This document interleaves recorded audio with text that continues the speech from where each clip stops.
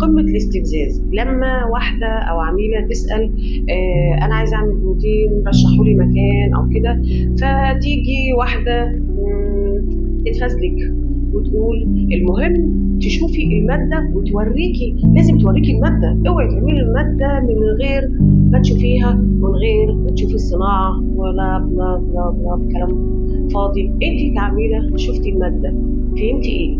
طيب انت كعميلة شفتي الصناعة والختم والى اخره، هتقدري تعملي ايه؟ هتقدري تميزي هل المادة دي فعلا حلوة او وحشة، ولا بناء على ما سمعتيه من البنات اللي عملت، لا انا عملت المادة البرازيلية، لا عملت المادة الامريكية. دي اسمها تخاريف.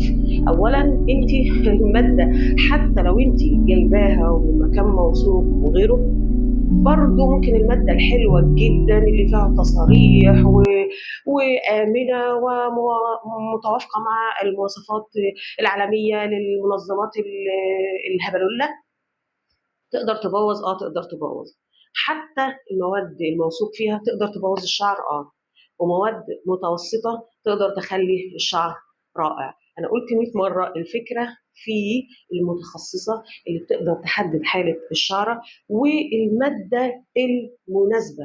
ممكن مادة حلوة جدا تبوظ الشعر خالص، والعكس. الفكرة كلها في الأدوات المستخدمة والطريقة. ودايما بقول للبنات المتابعة المتابعة المتابعة أهم بكتير من العمايل. أنا عارفة إن الموضوع صعب إن أنت تتخيري متخصصة تكملي معاها، أو الباك جراوند السيئة للأسف كتير، لكن ده مش معناها إن إحنا نفتي وشوفي الماده واعملي مش عارف ايه. طبعا في بنات دلوقتي هتطلع تهاجمني وتقولي انت خايفه ايه وقلقانه ايه. صدقيني انت كعميله لا هيفيدك انك تشوفي الماده ولا صناعتها ولا براءه الاختراع الهالوجيني الهالوروني، المصطلحات اللي ملهاش اي معنى خالص بجد.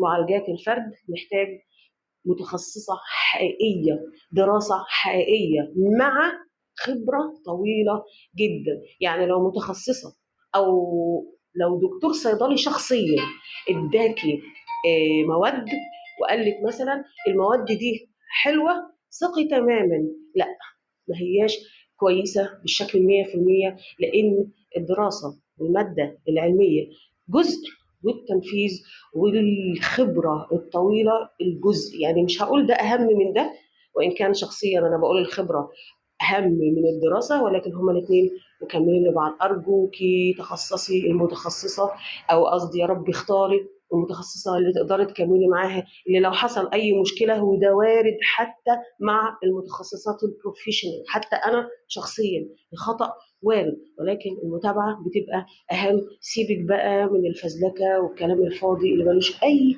معنى. ومعلش في طريقتي، لأن فعلا ده قمة الاستفزاز من البنات اللي هي بتحب تفتي وهي مش مدركة بصراحة الوضع.